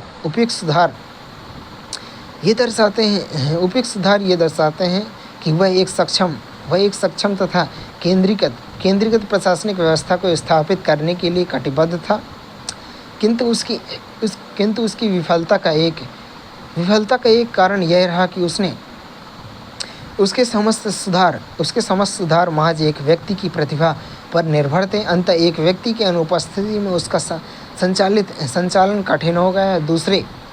दूसरे अलाउद्दीन के सुधार एक कठोर निरंकुश ढांचे पर आश्रित थे। यही वजह है कि उन्हें एक लंबे काल तक जारी नहीं रखा जा सकता था। उदाहरण के लिए उसकी बाजार नियंत्रण व्यवस्था उसकी मृत्यु के साथ ही समाप्त हो गई। उसी प्रकार उसके अधिकारी मुबारक शाह के आंशिक रूप से तथा गयासुद्दीन तुगलक ने पूरी तरह मसाहत पद्धति को छोड़ दिया। फिर भी उसने प्रशासनिक सुधार का अपना एक महत्व है। प्रशासनिक सुधारों के प्रति अभिरुचि के कारण उसकी तुलना शेरशाह एवं अकबर जैसे शासकों से भी की जा सकती है। उसके कुछ सुधारों ने सैन्य तथा भूराजस्व सुधार आगे शेरशाह के सुधार के लिए भी मार्ग प्रशस्त कर दिया। अलाउद्दीन खिलजी बाजार नियंत्रण व्यवस्था भारतीय इतिहास में एक विलक्षण पद्धति है। इस पद्धति के माध्यम से अलाउद्दीन खिलजी ने बाजार व्यवस्था से सीधा हस्तक्षेप किया। अलाउद्दीन खिलजी का यह कदम हमें अर्थव्यवस्था के लेखक की याद दिलाता है। अर्थशास्त्र के लेखक की तरह ही अलाउद्दीन खिलजी ने स्थापित किया कि राज्य का हित सर्वोपरि है। अलाउद्दीन खिलजी के बाजार नियंत्रण व्यवस्था का उत्प्रेरक कारक क्या था? कतिपय लेखकों ने स्थापित करने की कोशिश की कि अलाउद्दीन खिलजी का यह कदम लोक कल्याण के भाव से प्रेरित था, परंतु इस तर्क को स्वीकार करना कठिन, क्योंकि जैसे कि हम जानते हैं कि अलाउद्दीन खिलजी की नीति का उद्देश्य कुछ लोगों की दशा को गिरा देना था, ताकि किसी को होंठ पर विद्रोह जैसा शब्द ना हो। किसी के होंठ पर विद्रोह जैसा शब्द ना हो। दूसरी तरफ बर्नी अपने एक ग्रंथ में यह कहता है कि अलाउद्दीन खिलजी का उद्देश्य हिंदू व्यापारियों को दंडित करना था, परंतु वह तर्क उचित प्रतीत नहीं होता, क्योंकि बाह्य व्यापार में अधिकतर खुरासानी और मुल्तानी व्यापारी शामिल थे जो मुस्लिम थे। परंतु बर्नी ने अपने ग्रंथ तारीख फिरोज शाही में स्पष्ट किया है कि अलाउद्दीन खिलजी के बाजार नियंत्रण का उद्देश्य एक व्यापक सैन्य तंत्र को स्थापित करना था। बर्नी इसे स्पष्ट करते हुए कहता है कि अगर अलाउद्दीन खिलजी ने प्रचलित वेतन से अधिक वेतन सैनिकों को दिया होता तो आगामी 5 से 6 वर्षों में ही उसका खजाना खाली हो जाता। दूसरी तरफ प्रचलित वेतन एक अच्छे जीवन जीने के लिए नाकाफ़ी था। अंततः अलाउद्दीन खिलजी ने वेतन की वृद्धि करने के बजाय मूल्य को ही नियंत्रित करना चाहा। अलाउद्दीन खिलजी ने 3 प्रकार के बाज़ारों का गठन किया। पहला था अनाजों का बाज़ार। अनाजों के बाज़ार में प्रमुख अनाजों की अलग अलग मंडी स्थापित की गई और प्रत्येक मंडी पर एक सहना नामक अधिकारी की नियुक्ति की गई और सबसे ऊपर एक सहना या मंडी नामक अधिकारी होता था। सभी प्रकार के अनाजों की उपलब्धता को बनाए रखने के लिए कई प्रकार के कदम उठाए गए। प्रथम द्वाब क्षेत्र में किसानों को प्रोत्साहित किया गया कि वे विभिन्न मूल्यों पर अनाजों की बिक्री करें। फिर बाजारों एवं कारवां व्यापारियों को अधिकृत किया गया कि वे किसानों से अतिरिक्त अनाज खरीद कर उसे अनाजों के बाजार में उपलब्ध कराएं। दूसरे अलाउद्दीन ने दोआब क्षेत्र में किसानों पर यह दबाव डाला कि वे अपना भूराजस्व आधा अनाज एवं आधा नगद में चुकाएं। राजस्व के रूप में प्राप्त किए गए अनाज राज्य की गोदामों में सुरक्षित रखे जाते थे तथा अकाल की स्थिति में उसका उपयोग किया जाता था। इसके अतिरिक्त अकाल के समय अनाजों में मूल्य में नियंत्रण करने के लिए अलाउद्दीन खिलजी ने राशनी व्यवस्था की शुरू की थी। इसके अनुसार कुलीन और अमीरों को अपनी आवश्यकता के अनुसार निश्चित मूल्य पर एक निश्चित मात्रा में अनाज उपलब्ध कराया जाता था। बर्नी ने अलाउद्दीन खिलजी की बाजार नियंत्रण व्यवस्था के सफल संचालन की प्रशंसा करते हुए घोषित किया कि उसके पूरे शासनकाल में अनाजों के मूल्य में आधे जीतल का भी परिवर्तन नहीं आया है। दूसरा बाजार था कपड़ों और अन्य सामग्रियों का बाजार। इसे सराय ए अदल कहा जाता था तथा इस पर राय परवाना नामक एक अधिकारी की नियुक्ति होती थी। इस बाजार में दो प्रकार के कपड़े होते थे, मोटे कम कीमती कपड़े तथा दूसरे बेशकीमती अत्यधिक कपड़े। आयातित कपड़े। बेशकीमती कपड़ों की उपलब्धता बनाए रखना थोड़ा कठिन था, क्योंकि ये कपड़े मुल्तानी व्यापारियों के द्वारा पश्चिम एशिया से लाए जाते थे। अंततः अलाउद्दीन खिलजी ने यहाँ दूसरा तरीका अपनाया। उसने बेशकीमती कपड़ों को कम मूल्य पर उपलब्ध करवाने के लिए एक सब्सिडी पद्धति लागू की। इसके लिए वह मुल्तानी व्यापारियों को अतिरिक्त राशि प्रदान करने लगा, ताकि वे व्यापारी इन बेशकीमती कपड़ों को एक निश्चित मूल्य पर उपलब्ध करा सकें। बर्नी कहता है कि अलाउद्दीन खिलजी ने एक बार एक मुल्तानी व्यापारी को 20 लाख टंका अग्रिम राशि के रूप में दी थी। अलाउद्दीन खिलजी ने इस बात के रूप में पूरी तरह एहतियात बरती कि कहीं ऐसा ना हो लोग इस बेशकीमती वस्त्र को कम मूल्य पर खरीदकर अधिक मूल्य पर बेच दें। इसलिए कुलीनों के स्तर के अनुसार इन बेशकीमती वस्त्रों को एक निश्चित मात्रा में स्थापित की गई। तीसरे प्रकार के बाजार था घोड़ों, दासों, मवेशियों का बाजार। इस बाजार में दलालों के कारण मूल्य बढ़ता था। अलाउद्दीन खिलजी के दलालों को बाजार से बाहर कर दिया तथा सभी प्रकार के घोड़ों, पशुओं तथा दासों का मूल्य निश्चित कर दिया। अलाउद्दीन खिलजी तीन निम्न स्रोतों से बाजार से संबंधित गतिविधियों की सूचना प्राप्त करता था। प्रथम राजकीय अधिकारी, द्वितीय राजकीय बरीद, तृतीय व्यक्तिगत गुप्तचर अर्थात मुन्हिया। इसके अतिरिक्त अलाउद्दीन खिलजी ने बाजार नियंत्रण व्यवस्था के सफल संचालन के लिए कुछ संरचनात्मक परिवर्तन भी किए। उसने दीन रियासत नामक एक पृथक विभाग भी स्थापित किया तथा नज़ीर माप-तौल के विभाग को भी अपने अधीन कर दिया। माना जाता है कि अलाउद्दीन खिलजी के बाजार नियंत्रण व्यवस्था अत्यधिक सफल रही तथा इसके माध्यम से अलाउद्दीन खिलजी एक विशाल सैन्य ढांचा स्थापित करने में सफल हुआ। परंतु यह एक विवाद का विषय है कि बाजार नियंत्रण व्यवस्था दिल्ली और उसके आसपास के क्षेत्रों में लागू थी। यह इसके प्रसार साम्राज्य के अन्य भागों में भी हुआ। इस संघर्ष में ऐसा माना जा सकता है कि चूंकि यह व्यवस्था सैनिक उद्देश्यों से प्रेरित थी, अंततः यह उन सभी क्षेत्रों में लागू होनी चाहिए जहां सैनिक शिविर थे, या फिर सभी प्रकार के सैनिक खरीदारी राजधानी या आसपास के क्षेत्रों में ही की जाती होगी और फिर उन्हें अन्य क्षेत्रों में सैनिक शिविरों में मुहैया कराया जाता होगा। परंतु बाजार नियंत्रण व्यवस्था की भी अपनी सीमाएं थी। इसने तत्कालीन अर्थव्यवस्था एवं समाज पर नकारात्मक प्रभाव भी उत्पन्न किए। प्रथम इसने कृषि एवं वाणिज्य व्यापार की मूल प्रेरणा मुनाफा को ही छीन लिया। दूसरे, इस व्यवस्था में ग्रामीण किसानों का शोषण नगरीय जनसंख्या की आवश्यकताओं को पूरा करने के लिए किया गया। वस्तुतः इस्लामी विश्व में नगरों की प्रगति का प्रतीक माना जाता था और ग्रामीण जनसंख्या को अज्ञानी एवं पिछड़ा हुआ समझा जाता था। यही वजह है कि नगरीय जनसंख्या की सुविधा का विशेष बल दिया जाता था। इसके अतिरिक्त नगरीय जनसंख्या में भी कुलीन एवं बड़े व्यापारी अधिक लाभान्वित हुए। दूसरी तरफ शिल्पी, कारीगर एवं छोटे व्यापारियों का मुनाफा सीमित किया गया और अंत में अगर अलाउद्दीन खिलजी सभी प्रकार के मूल्यों को ही नियंत्रित किया होता तो यह व्यवस्था अधिक सफल होती है। वस्तुतः अलाउद्दीन खिलजी ने सभी प्रकार की वस्तुओं का मूल्य नियंत्रित करना चाहा। इसके परिणाम स्वरूप अधिकारी तंत्र को अधिक प्रोत्साहन मिला। लघु निबंध में खिलजी का आर्थिक नियंत्रण और साम्राज्यवाद। अलाउद्दीन खिलजी एक अनोखा साम्राज्यवादी था। इसके साम्राज्यवाद में दो महत्वपूर्ण पहलू थे, सैनिक विजय तथा आर्थिक विनियंत्रण।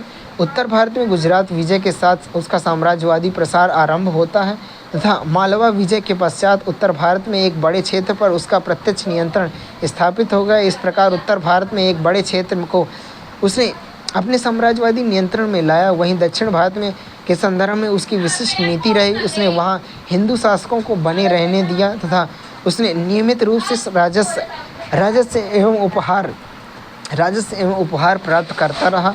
सबसे बढ़कर देवगिरी के प्रति उसकी नीति अकबर की राजपूत नीति का पूर्वगामी बन गई। अलाउद्दीन खिलजी के बाजार नियंत्रण व्यवस्था भी उसकी साम्राज्यवादी महत्वाकांक्षा से जुड़ी हुई थी।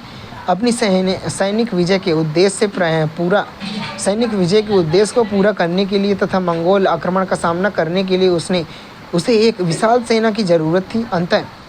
अंतः मूल नियंत्रण के माध्यम से उसने सैनिक खर्च को सीमित करना चाहा और फिर उसी क्रम में उसने बाजार की शक्तियों में सीधा हस्तक्षेप किया। उसने तीन भिन्न बाजारों यथा अनाजों का बाजार, वस्त्रों का बाजार, दासों, घोड़ों, मवेशियों के बाजार की व्यवस्था तथा विभिन्न उपायों से वस्तुओं के मूल्य पर नियंत्रण बनाए रखा। अंततः उसने अर्थव्यवस्था के लेखक की तरह यह स्थापित करने का प्रयास किया कि राज्य का हित सर्वोपरि है। इस प्रकार सैनिक विजय एवं आर्थिक विनियंत्रण अलाउद्दीन खिलजी के साम्राज्यवाद के दो अलग अलग पहलू थे जो गहरे रूप से एक दूसरे से संबंध थे। अलाउद्दीन खिलजी के प्रशासनिक और आर्थिक विनियमन के परिणाम क्या हुए? अलाउद्दीन खिलजी के प्रशासनिक और आर्थिक विनियमन के परिणाम स्वरूप एक केंद्रीकृत और सक्षम राज्य का उद्भव हुआ। पहली बार मुस्लिम शक्ति उत्तर भारत के अधिकांश क्षेत्रों पर अपना नियंत्रण स्थापित कर सकी और नर्मदा नदी के दक्षिण के क्षेत्र में भी इसने प्रभावित किया। इस तरह इल्तुतमिश और बलबन ने प्रशासनिक संगठन की जो प्रक्रिया आरंभ की थी, अलाउद्दीन के काल में वह पराकाष्ठा पर पहुंच गई थी। सुल्तान और अमीर के संबंध में सदा ही सल्तनत की मूल ढांचा को प्रभावित किया। मुक्ति और वली की स्वेच्छाचारिता तथा विद्रोह सल्तनत काल की एक प्रमुख समस्या थी। अलाउद्दीन खिलजी ने मुक्तियों और वलियों का अपेक्षाकृत अधिक कड़े नियंत्रण स्थापित किए। उसने अमीरों पर कड़े नियंत्रण लगा दिए। इसके परिणाम स्वरूप षड्यंत्र एवं विद्रोह की कार्रवाइयाँ निश्चित ही नियंत्रित हुईं और सबसे बढ़कर अलाउद्दीन ने पूर्व सुल्तानों की पकड़ मुख्य रूप से नगरों पर होती थी तथा दिल्ली एवं आसपास के क्षेत्रों में ही वे प्रत्यक्ष करारोहण को स्थापित कर पाए थे। अलाउद्दीन ने ग्रामीण क्षेत्रों पर भी अपनी पकड़ मजबूत तथा हिंदू कुलीन वर्ग की शक्ति को तोड़ दिया। इसके परिणामस्वरूप सल्तनत का आधार पहले की तुलना में अधिक मजबूत हुआ। दूसरी तरफ उसने अमीर वर्ग का दरवाजा गैर तुर्कों के लिए खोल दिया। परिणामस्वरूप राज्य का सामाजिक आधार व्यापक हुआ। अलाउद्दीन खिलजी ने भूराजस्व सुधार के द्वारा राज्य के आर्थिक आधार को मजबूत किया। इसके परिणामस्वरूप एक बड़ी सेना का निर्माण संभव हो सका। दूसरी तरफ बाजार नियंत्रण व्यवस्था के जरिए आर्थिक गतिविधियों में भी प्रत्यक्ष हस्तक्षेप किया। इसके परिणामस्वरूप वह बिना अतिरिक्त धन खर्च किए सैनिक की मूलभूत आवश्यकताएं पूरी कर सका। उसने बाजार के अनाज मुहैया कराने के लिए किसानों के द्वारा अनाजों की बिक्री को प्रोत्साहित किया। इस तरह वह इस काल में प्रेरित व्यापार को प्रोत्साहन मिला।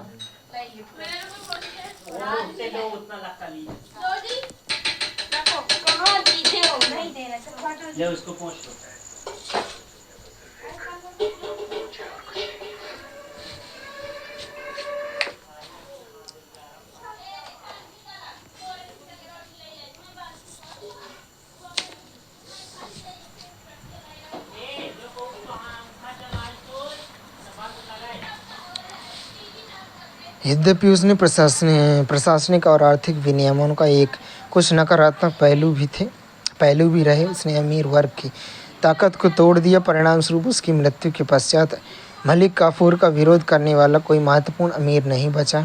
दूसरी तरफ उसके बाजार नियंत्रण नीति ने एक दृष्टि से कृषि और व्यापार दोनों को प्रोत्साहित किया, क्योंकि अलाउद्दीन खिलजी ने मूल तत्व मुनाफा को ही छीन लिया, जो आर्थिक गतिविधियों का प्रेरक होता है। अलाउद्दीन खिलजी के प्रशासनिक और आर्थिक विनियमन ने निश्चित ही जनता पर सकारात्मक प्रभाव उत्पन्न किए। अलाउद्दीन खिलजी सुदृढ़ शासन के अंतर्गत कानून व्यवस्था की स्थिति अच्छी हुई। इसके परिणामस्वरूप आर्थिक गतिविधियों को प्रोत्साहन मिला। दूसरे अलाउद्दीन खिलजी ने खुद मुकद्दम चौधरी जैसे मध्यस्थों का अंत किया। उसकी भूराजस्व नीति का उद्देश्य था मध्यस्थों की भूमिका को सीमित करना। बर्नी का कथन है, सुल्तान की नीति का उद्देश्य यह था कि अकाबिया शक्तिशाली का बोझ कमजोर जुगाबा पर नहीं पड़े। अंत किसानों को थोड़ी राहत मिली होगी। दूसरी तरफ अलाउद्दीन खिलजी के भूमि सुधारों का शायद एक महत्वपूर्ण और चिरस्थायी प्रभाव गांवों के बाजार अर्थव्यवस्था की वृद्धि में तेजी आना था तथा गांव एवं शहर के बीच एक अधिक घनिष्ठ संबंध कायम होना था, जिसके परिणामस्वरूप सल्तनत के आंतरिक पुनर्गठन की प्रक्रिया त्वरित हुई।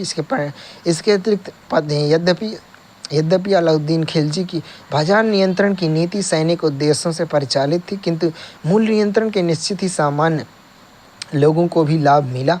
परंतु तस्वीर का दूसरा पहलू भी है। अलाउद्दीन खिलजी के प्रशासनिक एवं आर्थिक विनियमन ने सामान्य जनता पर कुछ नकारात्मक परिणाम भी उत्पन्न किए। अलाउद्दीन की भूराजस्व सुधार नीति का लाभ राज्य को मिला।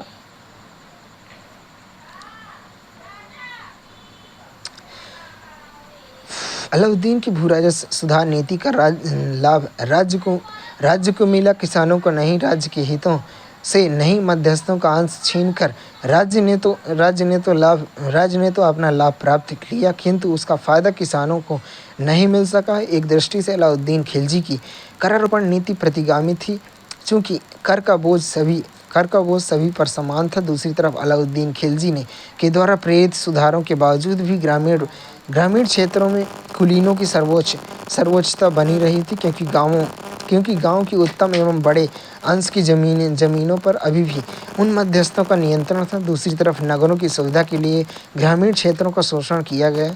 उसी तरह नगरीय जनसंख्या की आवश्यकता को पूरा करने के लिए और उन्हें एक निश्चित मूल्य पर अनाज मुहैया कराने के लिए किसानों को कम कीमत पर अनाज बेचने के लिए मजबूर किया गया। दूसरी तरफ उसकी बाजार नियंत्रण व्यवस्था ने भी कुछ अन्य प्रकार की समस्याओं को भी जन्म दिया। अलाउद्दीन खिलजी के विनियमन के कारण अधिकारी तांत्रिक नियंत्रण एवं भ्रष्टाचार का बोलबाला रहा। शायद अलाउद्दीन खिलजी अधिक सफल होता यदि वह केवल अनिवार्य वस्तुओं एवं अथवा सेना के प्रत्यक्ष प्रयोग से संबंधित वस्तुओं के मूल्य को नियंत्रित किया होता है, किंतु उसने सभी प्रकार की वस्तुओं के मूल्य निश्चित ही करने की कोशिश की। उसने उपयुक्त सीमाओं के बावजूद भी अलाउद्दीन की महत्वपूर्ण उपलब्धि रही। उसने राज्य व्यवस्था का एक नया संस्करण प्रस्तुत किया और वह दिल्ली सुल्तानों के प्रथम था जिसने साम्राज्यवाद को एक नया अर्थ दिया। किसी मध्यकालीन शासक के द्वारा प्रशासनिक केंद्रीकरण का यह प्रथम क्रमबद्ध प्रयास था, जिसमें बाजार की शक्तियों मार्केट फोर्सेस के संचालन में प्रत्यक्ष हस्तक्षेप किया गया। इस तरह का प्रावधान केवल प्राचीन भारत में एक ग्रंथ अर्थशास्त्र में मिलता है। अर्थशास्त्र के लेखक की तरह अलाउद्दीन खिलजी ने भी यह धारणा व्यक्त की कि राज्य का हित सर्वोपरि है। प्रश्न है कि समसामयिक अर्थव्यवस्था एवं समाज पर अलाउद्दीन खिलजी के बाजार सुधार के प्रभाव का मूल्यांकन कीजिए। अलाउद्दीन खिलजी की बाजार नियंत्रण व्यवस्था मध्ययुगीन भारतीय इतिहास में एक विलक्षण उपलब्धि थी। बाजार नियंत्रण व्यवस्था के माध्यम से अलाउद्दीन खिलजी ने बाजार की शक्तियों को सीधा हस्तक्षेप किया। यह तथ्य इसे एक अनोखा साम्राज्यवादी बनाता है। बिंदुसार से लेकर औरंगजेब तक भारतीय इतिहास में अनेक ऐसे महत्वाकांक्षी शासक हुए हैं जिन्होंने अपनी सैनिक महत्वाकांक्षा को पूरा किया है, किंतु अलाउद्दीन खिलजी को छोड़कर किसी भी दूसरे शासक ने सैनिक योजनाओं को पूरा करने के लिए बाजार की शक्तियों पर ऐसा कठोर नियंत्रण स्थापित नहीं किया था। विश्लेषण करने पर अलाउद्दीन खिलजी की बाजार नियंत्रण व्यवस्था के सबल और निर्बल तत्व दोनों हमारे समक्ष उपस्थित होते हैं। अलाउद्दीन खिलजी की बाजार नियंत्रण व्यवस्था उत्पादन लागत की प्रगतिशील पद्धति पर आधारित थी। उसने स्वैच्छिक रूप से मूल्य नियंत्रण करने का प्रयास नहीं किया। इस व्यवस्था के अंतर्गत 3 भिन्न प्रकार के बाजारों की स्थापना हुई। प्रथम अनाजों का बाजार, दूसरा सराय सराय अदल, तीसरा घोड़े, मवेशियों और दासों का बाजार। इन बाजारों में व्यापारियों को सुरक्षा दी गई। दिया ने रियासत जैसा विभाग बाजार की गतिविधियों पर भरपूर निरीक्षण करता था। अंततः आर्थिक गतिविधियों को प्रोत्साहन मिला। राज्य ने स्वयं वस्तुओं के क्रेता के रूप में भी भूमिका निभाई। दूसरे, अलाउद्दीन खिलजी ने ग्रामीण क्षेत्र से नगरीय क्षेत्र में अनाजों के आगमन को प्रोत्साहन दिया। उसने इस कार्य के लिए कारवां व्यापारियों की नियुक्ति किया। वे ग्रामीण क्षेत्र में अनाज खरीद कर एक निश्चित मूल्य पर उन अनाजों को बाजार में उपलब्ध कराते थे। अंततः स्वाभाविक रूप से ग्रामीण क्षेत्रों में अनाजों की मंडी का विकास हुआ और प्रेरित व्यापार को प्रोत्साहन मिला। उसी प्रकार नगरीय क्षेत्रों में अनाजों की उपलब्धता बढ़ गई। इसके अतिरिक्त इसके परिणाम स्वरूप नगरीय जनसंख्या का विस्तार हुआ और फिर नगरीकरण की प्रक्रिया को बल मिला। अब अगर हम इसके सामाजिक प्रभाव पर दृष्टिपात करते हैं तो हमें ऐसा ज्ञात होता है कि अलाउद्दीन खिलजी के बाजार नियंत्रण व्यवस्था का उद्देश्य था सैनिक और कुलीनों के जीवन स्तर को ऊंचा उठाना, ताकि वे अपेक्षाकृत कम संसाधन में बेहतर जिंदगी जी सकें। यही वजह है कि कीमती आयातित वस्तुओं की उपलब्धता को बनाए रखने के लिए उसने सब्सिडी व्यवस्था की शुरुआत की। उदाहरण के लिए पश्चिम एशिया में आयातित होने वाले बेशकीमती रेशमी वस्त्र को राज्य सब्सिडी सहायता प्रदान कर उसने अपेक्षाकृत कम कीमत पर कुलीनों को उपलब्ध कराया। फिर जैसा कि हम जानते हैं कि इसका उद्देश्य था सैनिक एवं कुलीनों को आवश्यकता को पूरा करना, किंतु उसका लाभ नगरों में रहने वाले जनसामान्य को भी मिला होगा तथा उसके जीवन स्तर में सुधार हुआ होगा। किंतु यह तस्वीर का महज एक पक्ष है। तस्वीर का दूसरा पक्ष इतना आकर्षक नहीं है। गौर से देखने पर यह ज्ञात होता है कि उसकी यह पद्धति कठोर दमन पर आधारित थी। यही वजह है कि उसकी मृत्यु के साथ ही यह पद्धति टूट गई। यह पद्धति कुछ स्पष्ट दोष भी थे। प्रथम, इसने मुनाफा के तत्व को जो वाणिज्य व्यापार तथा उत्पादन का उत्प्रेरक कारक होता है दबा दिया। दूसरा, अलाउद्दीन खिलजी की पद्धति के अंतर्गत नगरीय जनसंख्या की आवश्यकता को पूरा करने के लिए ग्रामीण जनसंख्या को दबाया गया तथा किसानों को कम मूल्य पर अनाज बेचने के लिए विवश किया गया। उसी प्रकार नगरीय जनसंख्या में भी एक प्रकार का स्त्रीकरण कायम था तथा यहाँ छोटे व्यापारी एवं छोटे कारीगरों को मुनाफा पर नियंत्रण लगाया गया और उन्हें कम मूल्य पर बेचने के लिए विवश किया गया। वहीं बड़े व्यापारी जो विदेश व्यापार से जुड़े हुए थे, इस नियंत्रण से अप्रभावित रहे। सब्सिडी व्यवस्था के तहत पूर्ववत मुनाफा प्राप्त होता रहा। सबसे बढ़कर अलाउद्दीन खिलजी ने कुछ वस्तुओं का मूल्य निश्चित करने के बजाय सभी प्रकार की वस्तुओं का मूल्य निश्चित कर दिया। अंततः इसके परिणाम स्वरूप अधिकारी तंत्र को प्रोत्साहन मिला तथा व्यापारियों एवं शिल्पियों का शोषण बढ़ गया। फिर इस व्यवस्था के दिलचस्प पहलू यह है कि वस्तुओं का मूल्य नियंत्रण कर अपेक्षाकृत कम मूल्य पर इन वस्तुओं को लोगों को उपलब्ध कराने का प्रयास अवश्य किया गया, किंतु लोगों की क्रय शक्ति इतनी कम थी कि इसका भरपूर लाभ नहीं मिला होगा। इस प्रकार हम देखते हैं कि अलाउद्दीन खिलजी की बाजार नियंत्रण व्यवस्था के सबल एवं निर्बल पक्ष दोनों थे। अंततः अर्थव्यवस्था एवं समाज पर इसका सकारात्मक तथा नकारात्मक दोनों प्रकार के प्रभाव देखे जा सकते हैं।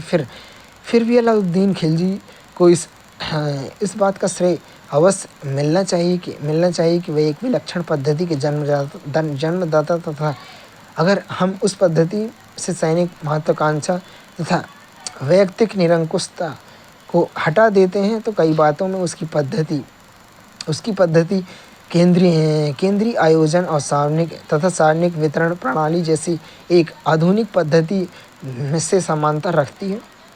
प्रश्न है कि अलाउद्दीन खिलजी की शासनकाल में प्रशासनिक और आर्थिक नियंत्रण के महत्व बताइए तथा निहितार्थ क्या है। निहितार्थ में अलाउद्दीन खिलजी के इन सुधारों का निहितार्थ साम्राज्य को एक कठोर आधार प्रदान करना था। वस्तुतः अलाउद्दीन खिलजी के सुधार साम्राज्य की आवश्यकता के अनुकूल थे। उसके राजत्व की नीति ने साम्राज्य के सामाजिक आधार का विस्तार किया। यहाँ उनका उद्देश्य अमीर वर्ग के विभिन्न तत्वों को शामिल करना था। उसी प्रकार अमीरों पर कठोर नियंत्रण स्थापित करना वह एक केंद्रीकृत प्रशासनिक व्यवस्था का निर्माण करना चाहता था। उसने सैनिक सुधारों का उद्देश्य एक दक्ष एवं कुशल सैन्य व्यवस्था का गठन था, ताकि सफलतापूर्वक मंगोल आक्रमण का सामना किया जा सके और एक साम्राज्यवादी विस्तार की नीति का क्रियान्वयन किया जा सके। एक विशाल एवं स्थायी सैन्य व्यवस्था के गठन के लिए आवश्यक था अधिक से अधिक संसाधनों का दोहन। अंततः अलाउद्दीन खिलजी ने भू राजस्व सुधार को इसी संदर्भ में देखा जा सकता है। उसी प्रकार उसकी बाजार नियंत्रण व्यवस्था भी सैनिक उद्देश्यों से ही परिचालित थी। यहाँ अलाउद्दीन का उद्देश्य था कम से कम खर्च पर बड़ी से बड़ी सेना का गठन। भैया डाटा बंद कर लिया।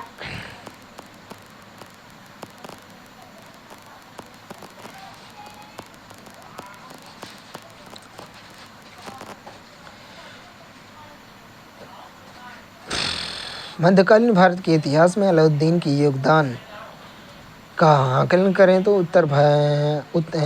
साम्राज्य निर्माण की परंपरा आरंभ की, दक्षिण नीति तथा अकबर की राजपूत नीति की पृष्ठभूमि तैयार की, राजनीति को धर्म से पृथक परिणति, अकबर के राजत्व के रूप में भू राजस्व सुधार किया, सैन्य सुधार, स्थायी सेना और साम्राज्यवाद के सामाजिक आधार का विस्तार किया, बाजार नियंत्रण किया। बर्नी द्वारा वर्णित उन अधिनियमों की समीक्षा कीजिए जो अलाउद्दीन खिलजी के बाजार नियंत्रण को लागू किए गए थे। प्रथम मॉड्यूल में लिखना है कि अलाउद्दीन खिलजी के बाजार नियंत्रण व्यवस्था लागू करने के अनेक आदेश जारी किए। दूसरे मॉड्यूल में लिखना है कि अलाउद्दीन खिलजी एक अनोखा साम्राज्यवादी था। उसने न केवल साम्राज्य विस्तार पर बल दिया, वस्तुतः बाजार नियंत्रण व्यवस्था जैसी एक विलक्षण पद्धति स्थापित की। तीसरे मॉड्यूल में लिखना है कि अलाउद्दीन खिलजी के अधिनियम इस रूप में विलक्षण थे कि उसने पूर्व शासकों के द्वारा महज कानून व्यवस्था से संबंधित अनुदेश जारी किए जाते थे, किंतु अलाउद्दीन खिलजी के अनुदेश बाजार व्यवस्था के संचालन के लिए थे। यह मध्य युग में अनोखी बात थी। अलाउद्दीन खिलजी ने बाजार नियंत्रण व्यवस्था का उद्देश्य मूल्य नियंत्रण था। अंततः उसने बाजार की शक्तियों में हस्तक्षेप किया और तीन भिन्न प्रकार के बाजार अधिनियमन स्थापित किया। अपने प्रारंभिक 8 अधिनियम अधिनियम के बाजार के लिए थे। आरंभिक 8 अधिनियम अनेकों अनाजों के बाजार के लिए थे। उसने सभी मुख्य अनाजों के अलग अलग मंडी स्थापित करने उनका मूल्य निश्चित करने, ग्रामीण क्षेत्र में अनाजों की पूर्ति करने, रखने और संकट की स्थिति का सामना करने के लिए सभी के लिए आदेश दें। उसी प्रकार दूसरे प्रकार के अधिनियम कपड़ों के बाजार के लिए थे। इस प्रकार सामान्य कपड़े और बेशकीमती कपड़े दोनों प्रकार की उपलब्धियों को बनाए रखने के लिए बल दिया गया। तीसरी श्रेणी के अधिनियमों में दासों, मवेशियों, घोड़ों व्यापार की व्यवस्था, चूँकि इस बाजार व्यवस्था को मूल्य वृद्धि का कारण दलाल थे।